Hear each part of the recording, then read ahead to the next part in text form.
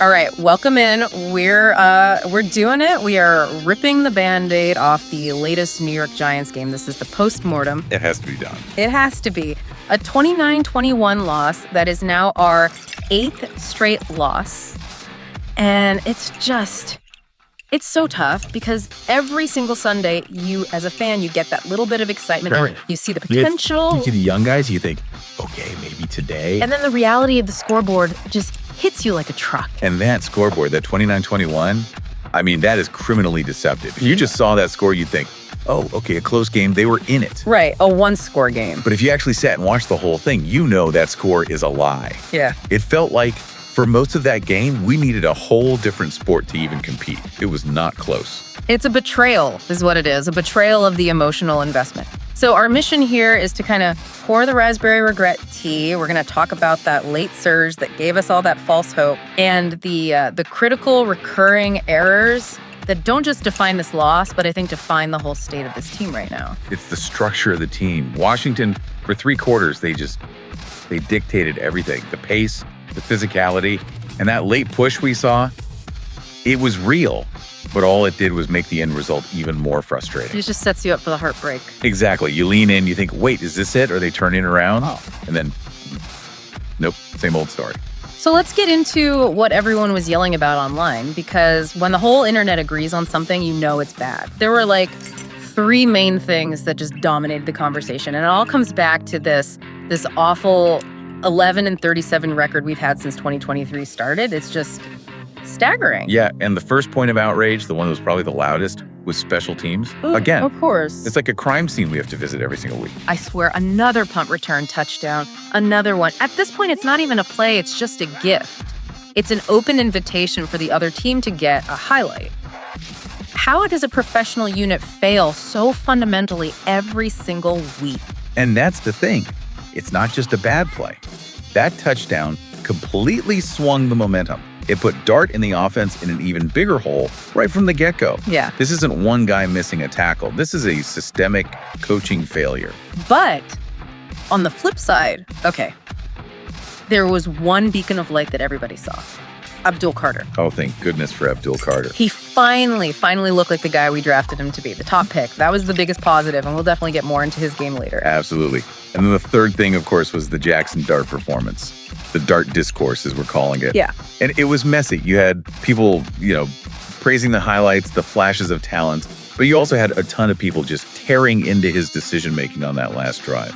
Because that's exactly what we saw. He gave us the whole rookie package. The good, the bad, the why would you do that, and the, oh, that was nice. It was a 2-movie double feature, and the second movie was not as good as the first. Let's start there because, look, the talent is obvious, but he looked a bit off in this game.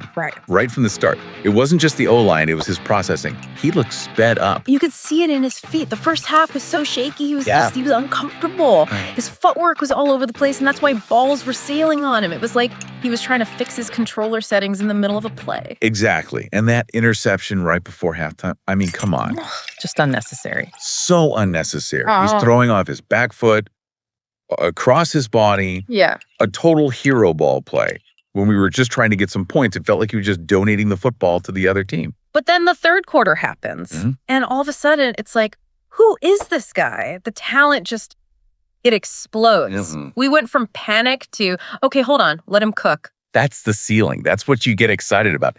That touchdown throw to Tyrone Tracy on the wheel route, that was a big-time NFL throw. Yeah. The anticipation, the velocity, perfect. Only where Tracy could get it. Exactly. And the other one to Wandale, floating it off his back foot to the pylon. That's just pure arm talent. You can't teach that. No, and those are the plays that give you hope. You cling to those, especially when the rest of the organization seems to be falling apart. But we do have to talk about the other stuff.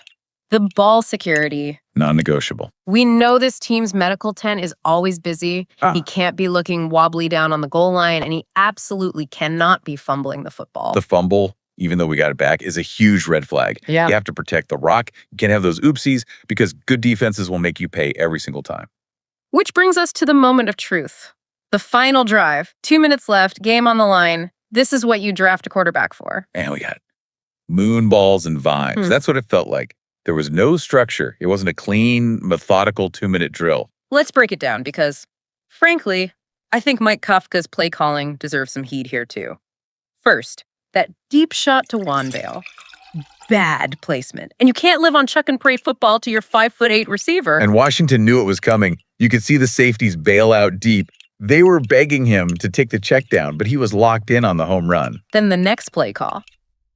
What was that? A swing pass for 2 yards. It felt so pointless. It had the energy of ordering a salad at a barbecue joint. It just didn't fit the moment.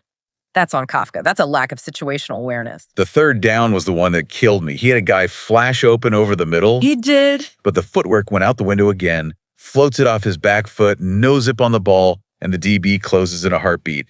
Play over. And fourth down was just a prayer. A please, God, let this work heave. That's not how you win in the NFL. That's how you lose. And look, for everyone who believes in Dart, this criticism is fair.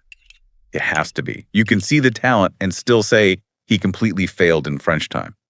Believing in him doesn't mean you have to clap for the mistakes. That final drive was objectively bad. And it wasn't all on him either. Let's be fair.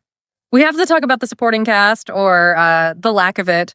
There were so many drops. Key drops. On third downs, potential touchdowns just bouncing off guys' hands.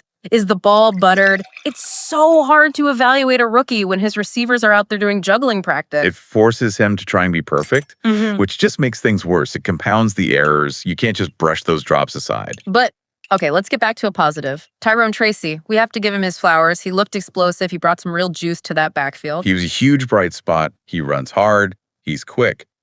And that touchdown catch was a legitimate receiver's catch. He's one of those guys who confirms, okay, the scouting department can find talent. He belongs in that core group to the future. And then there's the main event on D. Abdul Carter. My goodness, he was an absolute game wrecker. He was everywhere. Just a toddler who found a permanent marker. He was causing chaos all over the field. The stats are ridiculous. The pressures, the hurries, the sack, tackles for loss, 2 forced fumbles. He was the reason we were even in the game. That's a performance that single-handedly swings things. It popped right off the screen. But, and this is the big but with our defense. Here it comes. For as great as Carter was rushing the passer, this defense still cannot stop the run. Cannot. When a team decides to just run it down our throats, they can't. And that keeps Carter and the pass rush off the field. It's a fundamental structural weakness that just cancels out the individual brilliance we see from him. And that's the perfect transition, right, to the bigger structural failures that are just plaguing this entire organization, starting with the weekly horror movie that is our special teams. I'm just tired. I am so exhausted. Another punt return touchdown. It's the most frustrating, consistent, and frankly embarrassing part of this team. And you look at the play this week. It wasn't just one missed tackle. The whole scheme broke down.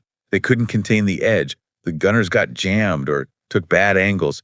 It's either a personnel issue or a coaching scheme that is fundamentally broken. And that coaching critique goes all the way up. The whole game plan felt passive, conservative. It felt like they were playing not to get embarrassed instead of playing to win. You see it in the challenges, the play calls. It's like driving a Ferrari in first gear. And that approach, that passive mindset, is a huge reason we fail late in games. And honestly, it makes you wonder if Mike Kafka is a serious head coach candidate anywhere after this season. And let's not let the offensive line off the hook. They were leaking all day. The pressure was coming right up the middle, forcing Dart to bail out constantly. You can't evaluate him like that. If he's rushed on every single snap, of course his mechanics are going to break down by the fourth quarter. The O-line contributed directly to that final drive falling apart. And this all goes back to the top. It has to. You look at an 8th straight loss, a 5-17-1 record in the division, a special team, that's a joke. And I'm sorry, but how does Joe Schoen still have his job? The results are not there. This is not a successful rebuild. Ownership needs to be held accountable for this. So for you trying to process this is what we call a perfect loss. It's the most frustrating kind. Because you saw the good stuff. You saw Dart's arm, you saw Carter's dominance, you saw the juice from Tracy. But you also saw the soul-crushing bad, the special team sabotage, the coaching questions, that 11-37 record staring you in the face, and a total collapse when the game was on the line. It's the ultimate mixed message. It's hope, wrapped in pain, dipped in the reality of the standings. That is what being a Giants fan is right now. So we'll leave you with this to think about. Was this a future is bright loss, or is this just the same circus with a few different clowns? Is individual talent ever going to be enough to overcome this level of institutional failure? And that's the question about the quarterback. We know Dart has talent. We saw it. But with the special teams disaster, the leaky O-line, the conservative coaching, with all of these structural problems, how much more talent does one guy need to overcome all of that? Is it even possible? That's the question. And for the love of all that is holy, can someone please stop treating our punt coverage like a charity event? That's all we ask. Oh. Just wanted to say a massive thank you for tuning in to Big Blue Tea. Absolutely. And, a huge shout out always to Black Freezy TV. Oh, For definitely. the fantastic programming, the production, everything that makes this possible. Yep. Their work behind the scenes is just really appreciated. It really is. This has been Big Blue Tea.